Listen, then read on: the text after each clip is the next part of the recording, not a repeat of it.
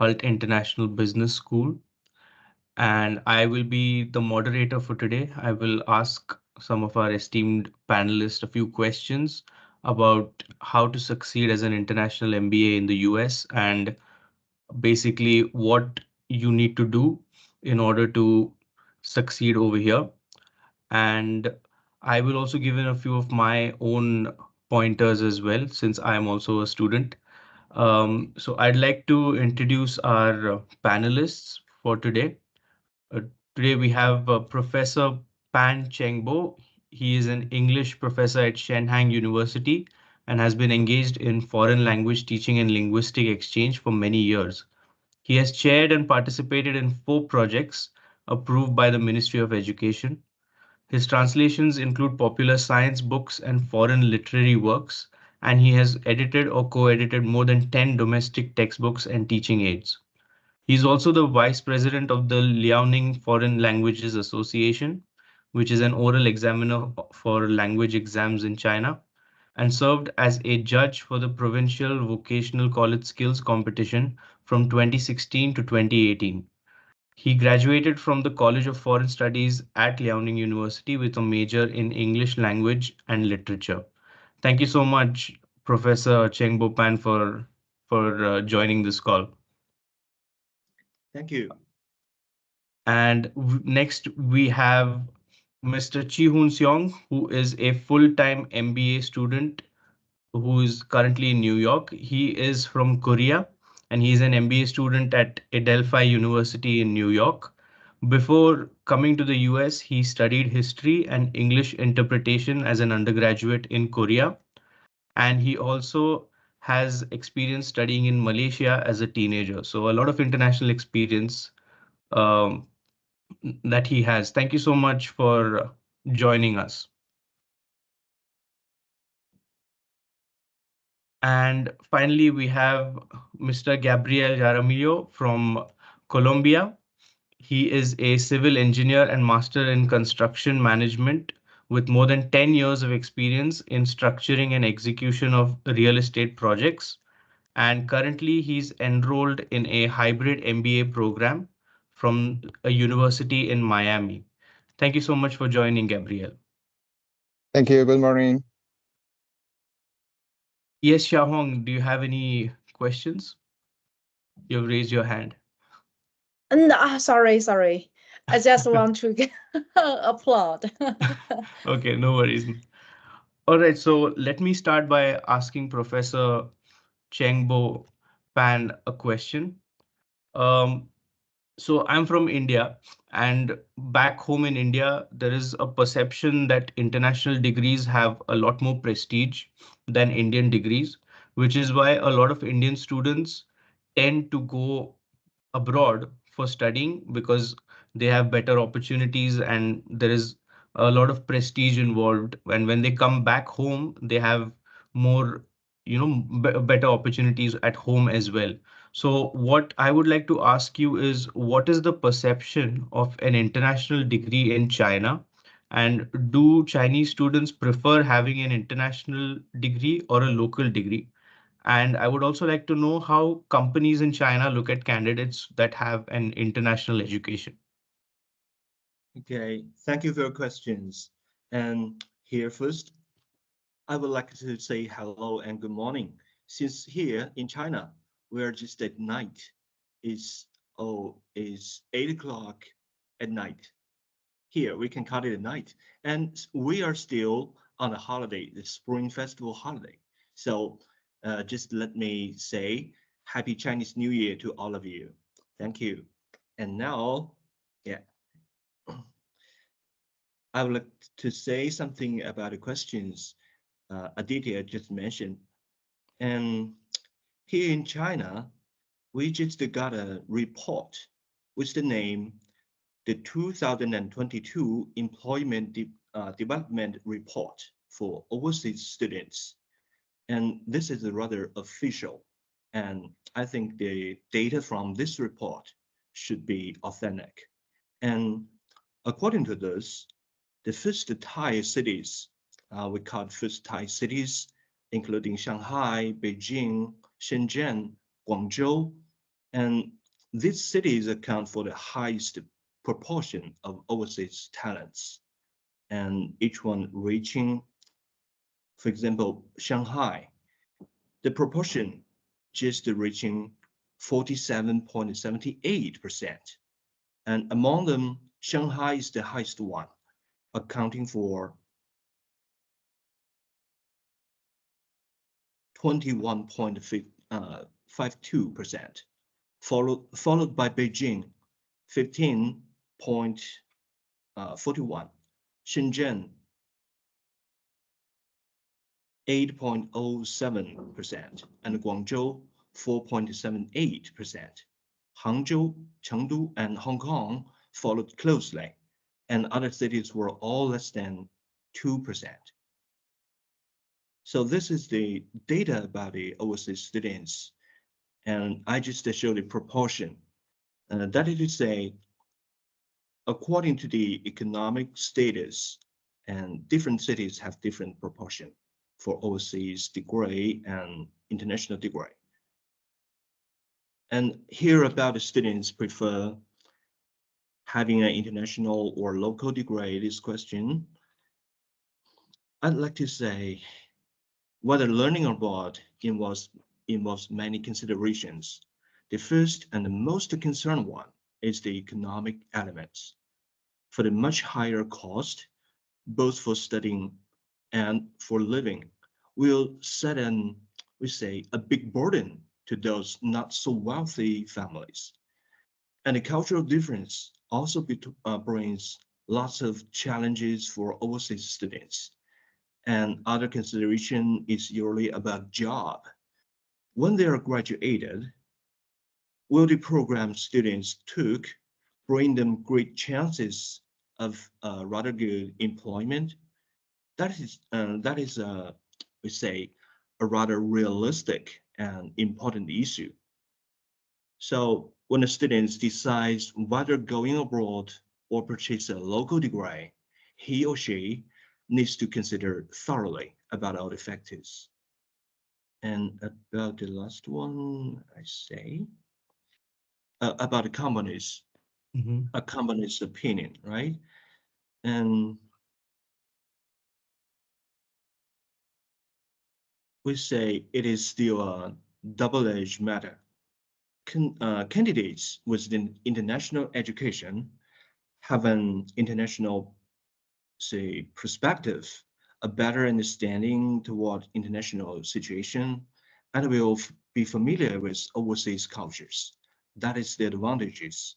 Meanwhile, their study overseas for several years, I think will cause a knowledge gap about China mainland's rapid developing, especially about new policies and a new trend in economy or techniques. So we say most companies would like to hire candidates familiar with both cultures. And it is is, I think it is a big advantage for communication and for commercial interactions. Uh, that's my idea. Thank you. All right, perfect. Thank you so much for your answer. So we can segue into the next question. Uh, I heard that the challenges that Chinese students could face in an international program, you've given a few examples, but I would like to also know what are some of the advantages that Chinese students might have when it comes to joining an international program. Uh, the advantages, right? Yes. And here we just talk about it from the difference between the Chinese local MBA programs and, for example, the American MBA programs. And here in China, most students they just got the MBA degree from the uh, academic learning, and also the program focused more on theoretical knowledge learning and academic certification. Well, international MBA programs focus more on improving practical skills and we say accumulating management experience. And domestic MBA students are relatively young, mostly fresh graduates, hoping to enhance their career development through MBA programs. While international MBA students usually have rich work experience and are mostly employed, hoping to improve their management skills through the MBA programs. And also about the teaching methods, uh, our domestic MBA programs mainly rely on traditional teaching methods, emphasizing exams and the study of theoretical knowledge, while international MBA programs, on the other hand, place greater emphasis on practical experience and experience uh, adopting open teaching methods that emphasizes case analysis and business practices. That's the difference. And from the comparison, we can find the practical use and the purpose of learning. And we can say international MBA or the MBA program in USA just to focus more on practice. That is, we say what is called a big advantage. Mhm. Uh, that's my understanding. All right, that's fantastic. I guess even in India, we have something quite similar where most of our degrees are mainly technical and theoretical based, where it's all examinations and we just have to learn a lot of things. And then a question is asked in the exam, and we just have to write big essays about it.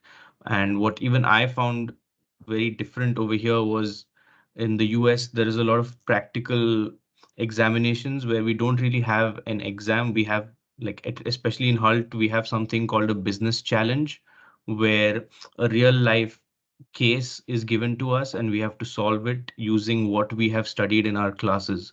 So this change is different for me, but at the same time, it's very fruitful because I've never really, studied something and then applied it immediately.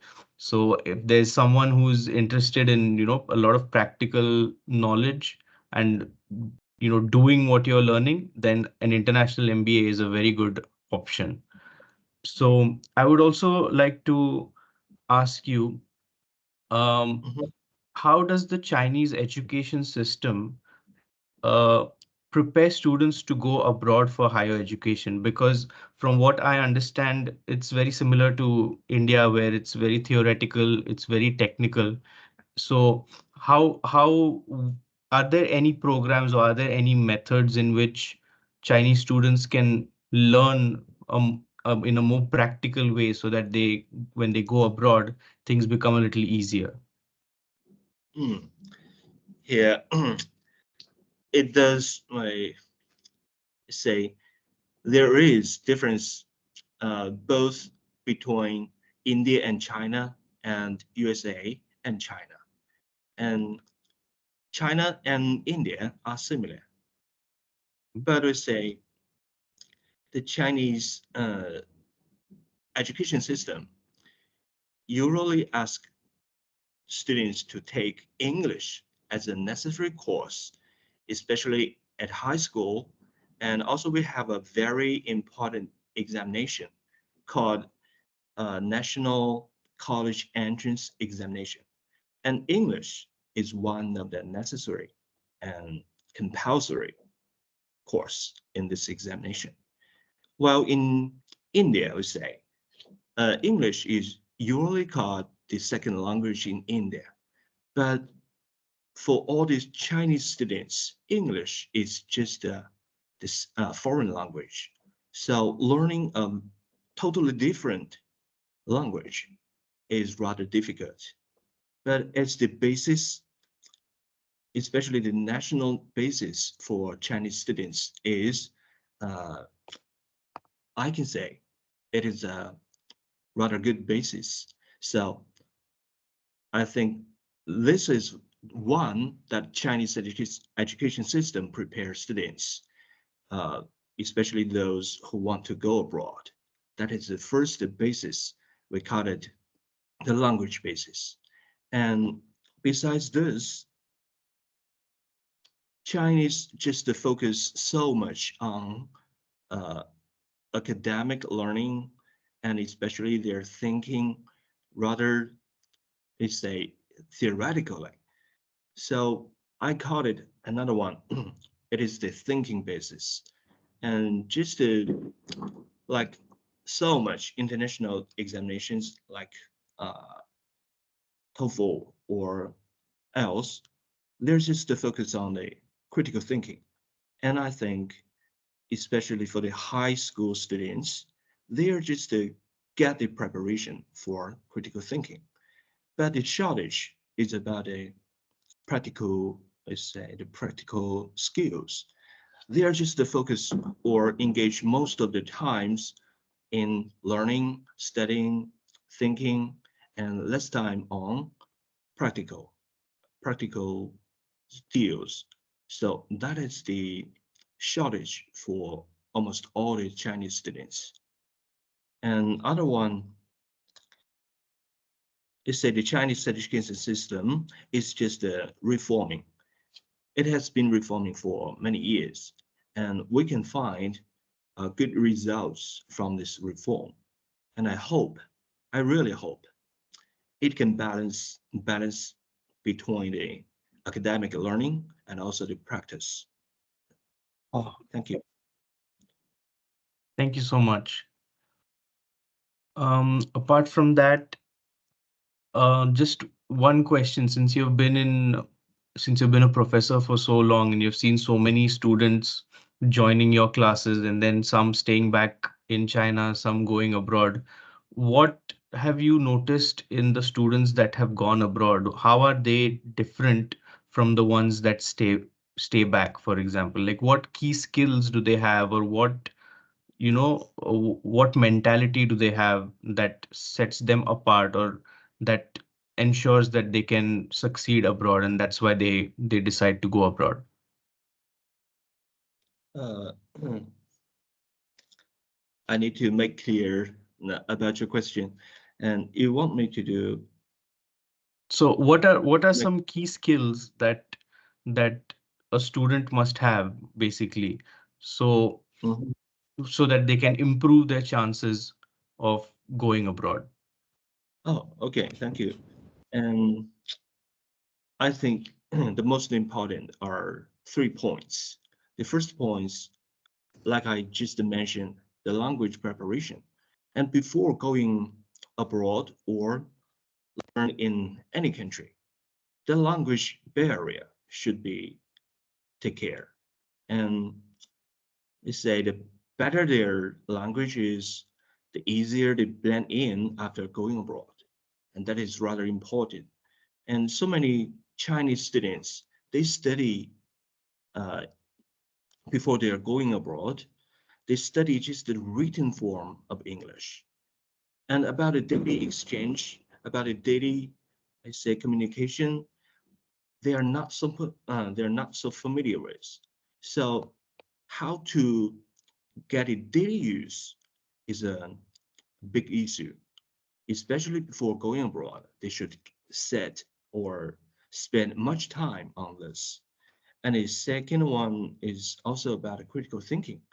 And especially for the academic learning and doing some research, critical thinking is rather important. Whether they will find the problem and try to fix it, settle it creatively is another great issue. So the ability to find a problem and solve them is a big concern, both for teaching and for their parents' expectation. And the third one is about the practical skills. And we say taking an international MBA program is just to get practical skills And what I say about the practical skills is about their research ability. And this is also, we can call it the ability to finding or looking for problems. How to find the problem that maybe occur daily just around them. That's a that is a big ability, especially for doing research.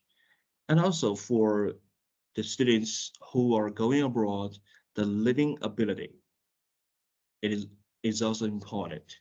And we can call it also about the practical skills. So how to live alone without any aids from friends, from parents especially, that is a challenge for all the students living or studying in another country.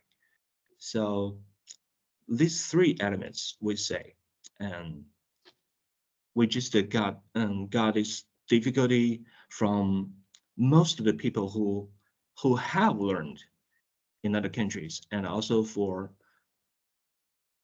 many students who will go abroad for learn.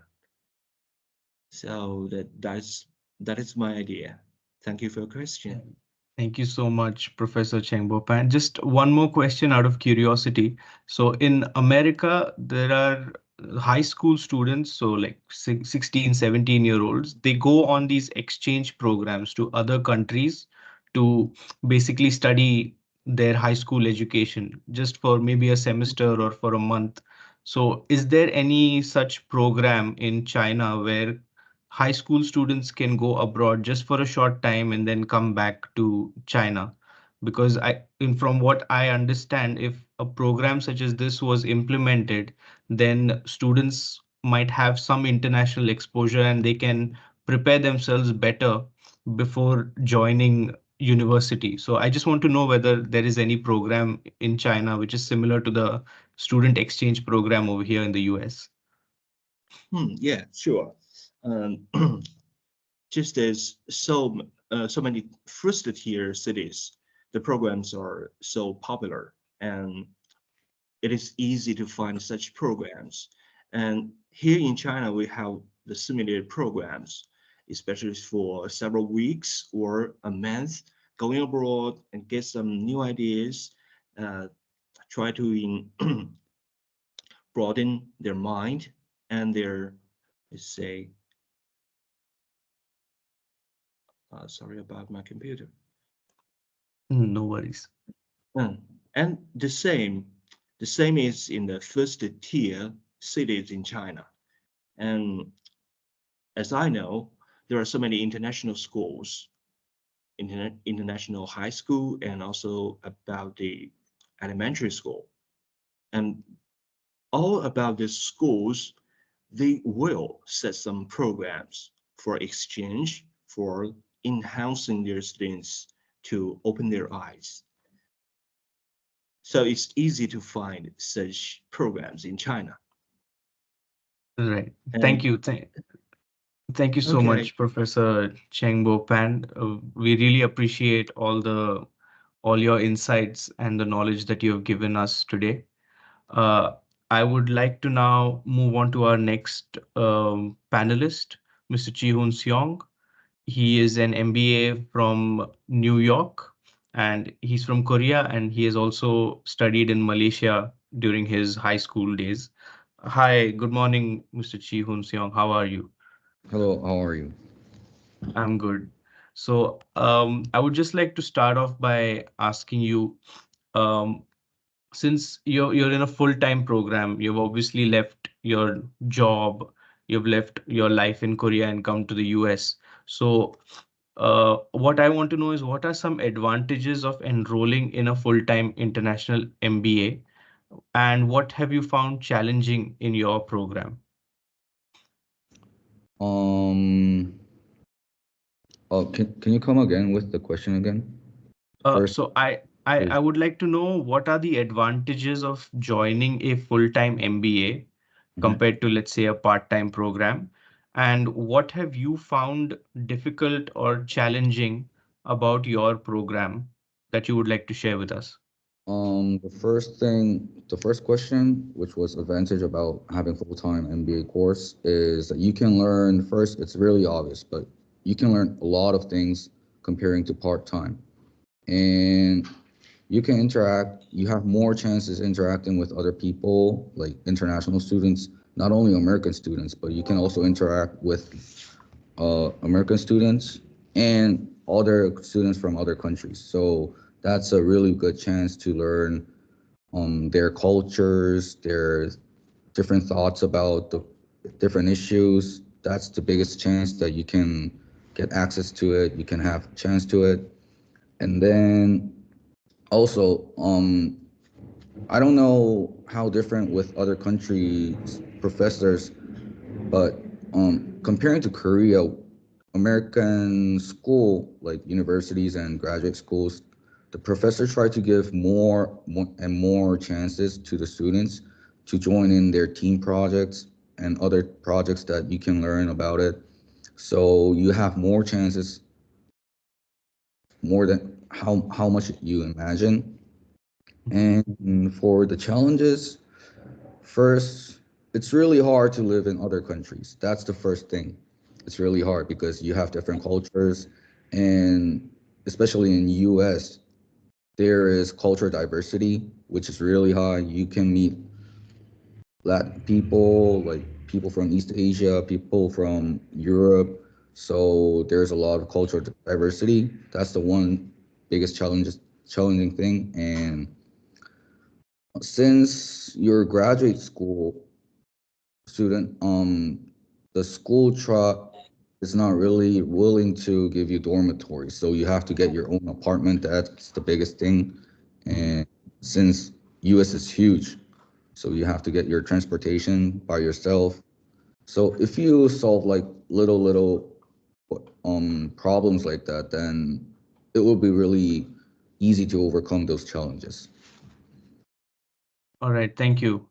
So I'd asked a similar question to Professor Chengbo Pan, which I would like to ask you as well. In your opinion, what do you think are some key skills that students should develop to succeed in an international MBA? There are various skills to mention, but the most important aspect seems to be English proficiency. It's not as difficult as one might think, but professors deliver lectures slowly and accurately, and they also provide a lot of visual materials. Of course, if you have questions about any parts you don't understand, they will provide answers until you grasp the concept. However, to understand and acquire all of this, language proficiency should be the foundation. Without it, both attending classes and studying afterward would be quite limited. Additionally, MBA classes involve many team projects. Almost every courses include team projects. To smoothly exchange opinions with team members in the same team and communicate effectively to convey your thoughts accurately and clearly, language proficiency is essential. I have seen some friends suffer disadvantages when they don't do this well. That's why I want to emphasize that language proficiency is the most important aspect. Secondly, communication skills are crucial. The MBA program consists of discussions with professors and in every class, and as I mentioned earlier, communication among team members through team projects. Therefore, communication skills are emphasized even more.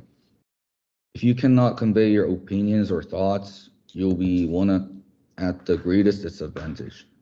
You must present your opinions clearly and systematically and be able to critically absorb others' opinions, which this leads to good influence not only to yourself but also to others. Therefore, in an MBA program where communication is almost everything, the development of excellent communication skills is extremely essential. It may be really obvious, but thirdly, it's adaptability.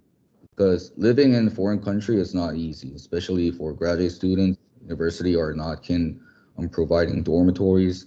They tend to prioritize undergraduate students. Therefore, students need to find a place to live their own, and depending on the situation, they may need to buy a car, like transportation, or start living alone in a foreign country. You need to solve these problems one by one and adapt to life in the United States. It's not easy at first, of course. However, adapting to a new environments and overcoming them is essential. It's challenging, but you have to do it. Making new friends and adapting to them is also recommended as one way. Also, if you decide to pursue an MBA, there will be advisors at your school who are really responsible of students.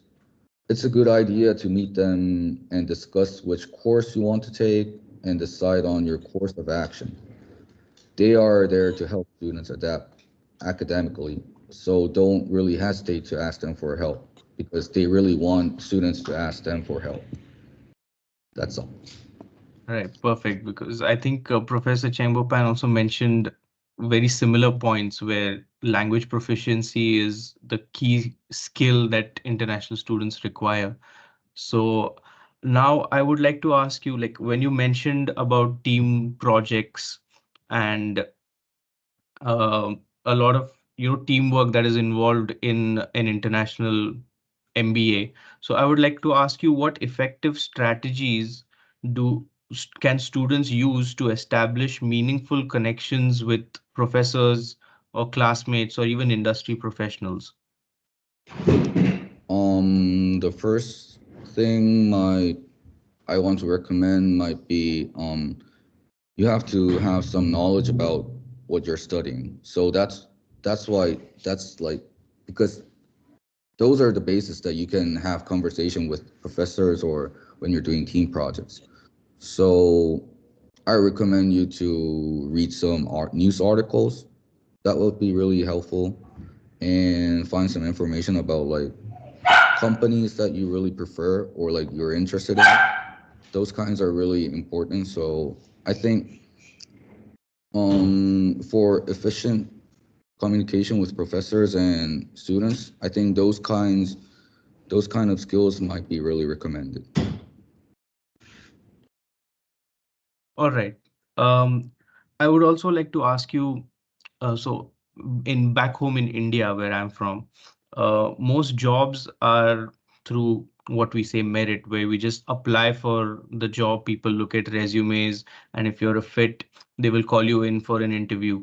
But from my experience, while I've lived in Boston for about 5 months now, I guess, from my experience, the job search is very different over here, where there is a lot of networking that is involved, where you need to talk to people, and as you have mentioned. So I would just like to understand how, like, what are your thoughts on networking and how important it is for international students while they are in the US, if they're looking for employment in the US?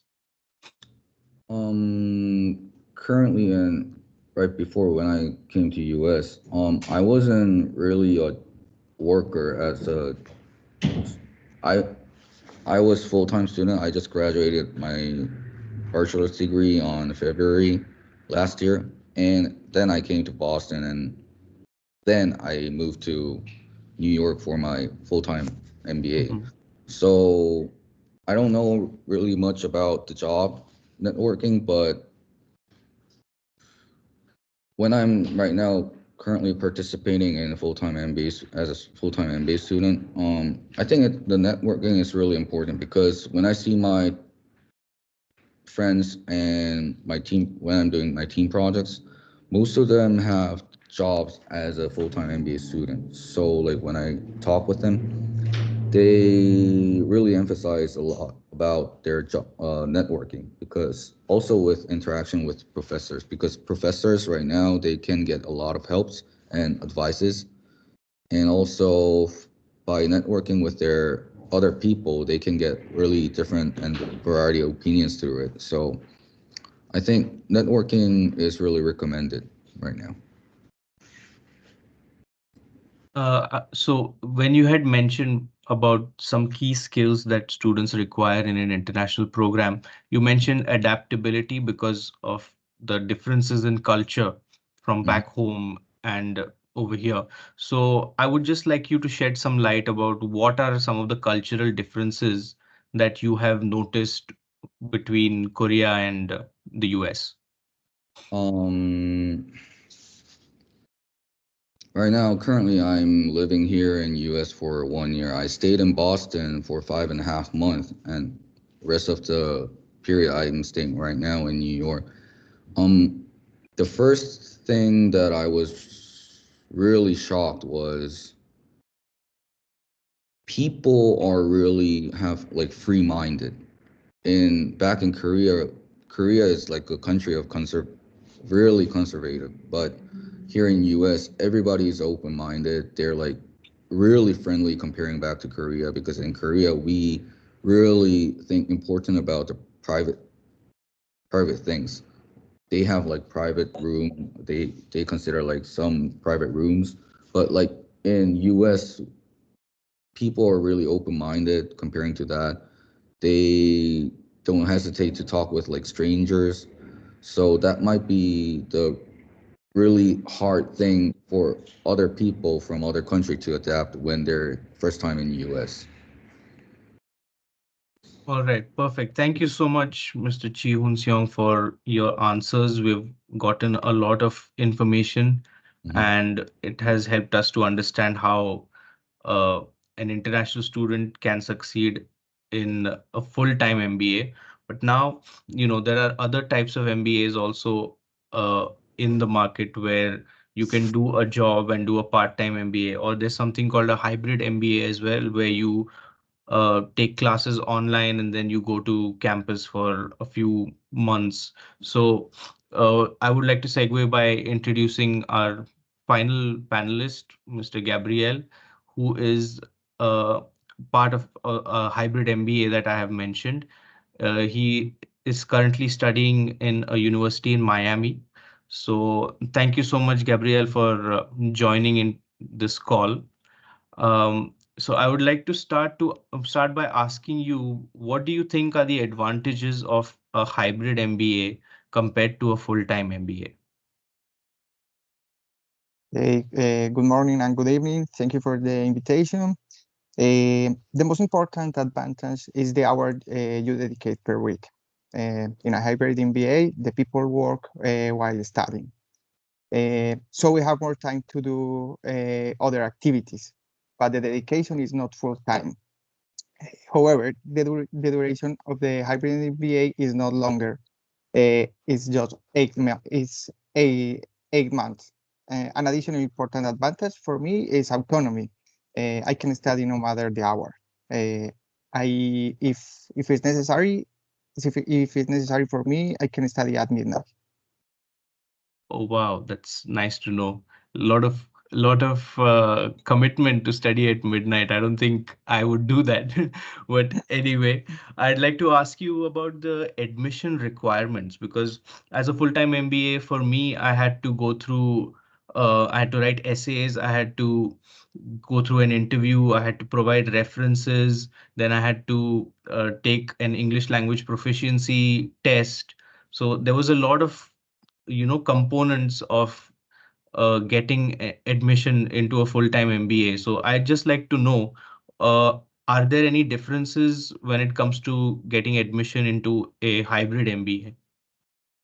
Okay, yes, it's so different. My hybrid MBA is not in a foreign language, which makes an important difference in the admission requirements because I don't have to pass a language test. My admission had two steps.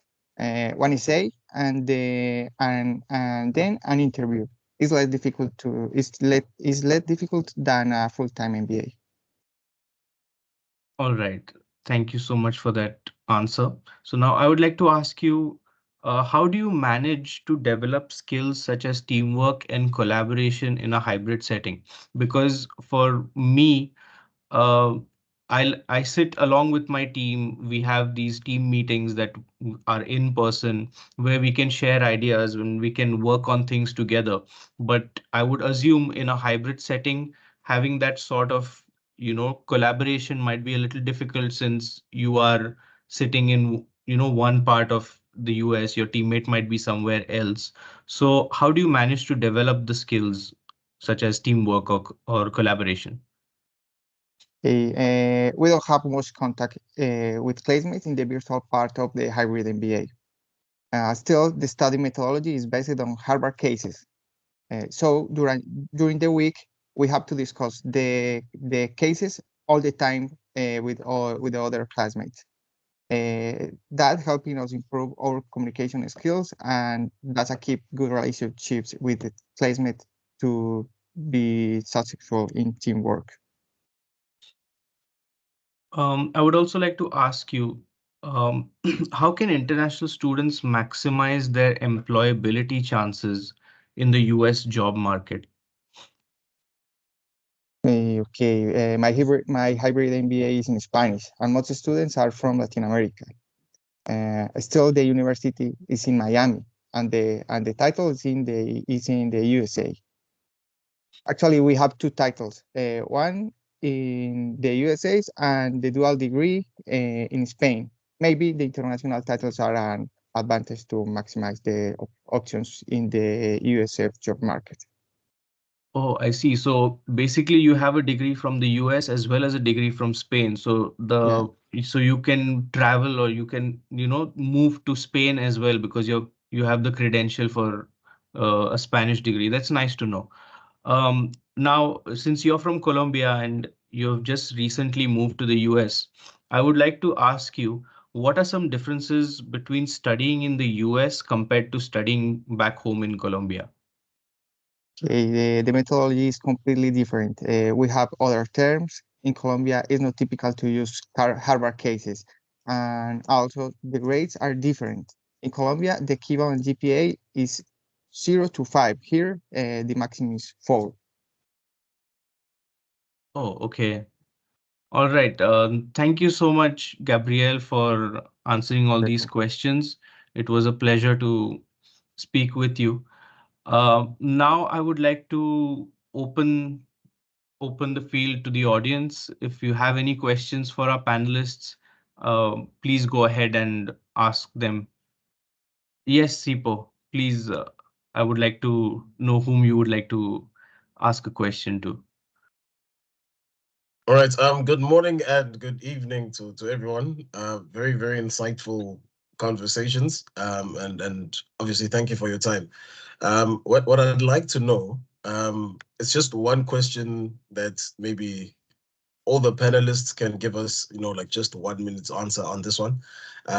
You spoke about a lot about adapting to, a new country and what it takes to be in an international community. But I want to know from you guys, what do you think are the what what are the values or the value proposition that you guys think you bring to the international community? So the whole point of an international community is we all learn from each other, and I just want to get from you guys what do you think is the value that you guys then from your various countries tend to also add to the international communities that you bring, and I think that would assist others who are keen in going to be able to see what value they also bring to the international community. Thank you. So, any of our panelists who would like to take that question? Chihun, perhaps if you can give us some insights. Yeah, sure. Um,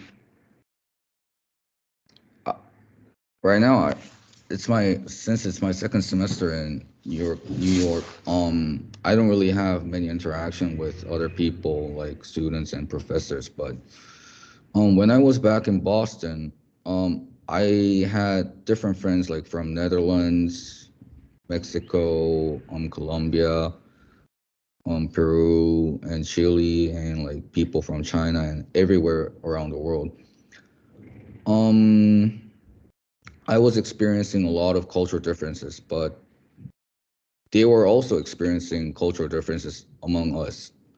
The biggest thing was like obvious, but how maybe it might it might be only my opinion, but food was like the biggest influence that obviously have from among other cultures, like cultural differences. Like the first one was food, And secondly, it was like how we wear stuff. Like,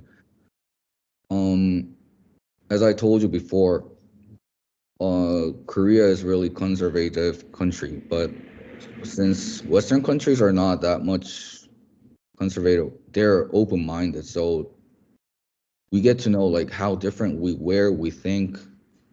So they learn some like manners from Koreans. Like that's the biggest thing, that how we interact between cultures. I can tell you that. Sipo, do you have any thoughts on this? I would like to ask you as well, what value proposition can you add to the international community as well, since you are also a full-time MBA at Hult International Business School? Thanks for putting me on the spot. I do believe that there are a lot of similarities, as Jung was saying, that in as much as it's a give and take situation, that you learn from people, and believe it or not, what is normal to you is a learning opportunity to others. Just last week we were enjoying the Chinese New Year with our teammates, and things like the dress culture, and how certain things that we do. So from someone who comes from South Africa, I think the value proposition, one, automatically becomes diversity, which also then brings a new dimension when it comes to how you think, and most of the questions tend to center around what did you do before you came here, and because most MBAs are people that had some sort of an occupation before coming through, so you tend to give people also a view of what are the key industries and the working environments from where you come from, and you tend to learn how other people work in the various countries that they come from, right? And you see this sometimes also in the work ethic that comes through when we're doing group assignments, and how people really think about certain things. So in most of the classes, we tend to have these open-ended questions about what we think, and how some of these things apply in one certain area of the world versus the other side of the world. And when you just share your view in certain things, you're like, this would not happen in my country, or this would happen, or you're also learning that, oh, okay, we didn't know that this happens. So it's really an exchange, I think, where you come from becomes a information for your fellow classmates. Right, I agree, because even I feel the value proposition is twofold, where on one hand, we get to learn a lot about the cultures and the way things are in other countries, but at the same time, we ourselves become sort of ambassadors for our own country, and we represent our country and explain or educate others about how things are back home. So it's a nice balance of these two aspects. So yeah, that's what I feel. Unfortunately, we've run out of time. I would have loved to field some more questions, but if you have any questions for the panelists, please, share them with Xiao Hong, and she can send it over to the panelists, and we can get your questions answered. So once again, I would like to thank all of our panelists for their time and for the effort that they have put in. Your questions, your answers were very insightful, and I think everybody learned something new or something valuable today. So thank you very much to everyone, and good evening to our Chinese guests, and a very happy new year to all of you. And Thank you. thank you so much. Thank you, everyone. Thank you Bye. for being a good MC. Thank you. Thank you All very right. much. Thank you to Thank you everyone. so much for Bye. your time. With this, Thank I you, guess we Chio. can conclude the conference. Thank you so much. Thank you. Have a good day. Have a good day.